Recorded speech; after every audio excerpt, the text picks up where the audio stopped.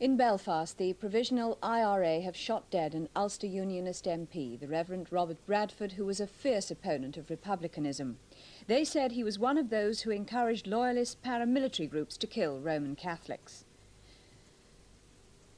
Mr Bradford had been holding his fortnightly constituency meeting at a community centre in South Belfast when three men dressed as workmen drove up and shot him.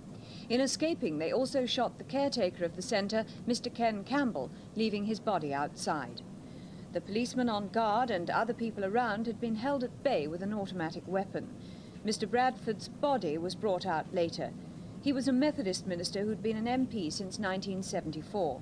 He'd known the danger of attending the centre regularly, but refused to change his routine, calling his work more important. The Prime Minister, expressing her shock, said, "We shall pursue with the utmost vigour those who committed this wicked act, and will persevere in our overriding duty to cleanse our country of the evil of terrorism." The opposition leader, Mr Foot, expressed Labour's horror. He said political murders had terrible unforeseen consequences. No cause could be decently assisted by such crimes.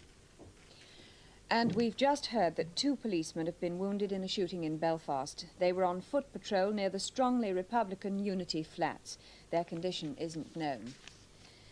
The IRA have said they were also responsible for last night's bomb at the London home of the Attorney General Sir Michael Havern. Sir Michael and his wife were in Spain when the attack occurred, but tonight they've been back to Wimbledon to see the damage for themselves.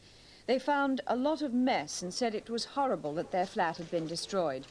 Police had spent the day searching the area for evidence, and they followed up reports that a man was seen running from the house soon after the explosion. When Sir Michael left his home this evening, he said he thought it was very unlikely that he'd ever live there again, but he added that it would not be intimidated by the IRA.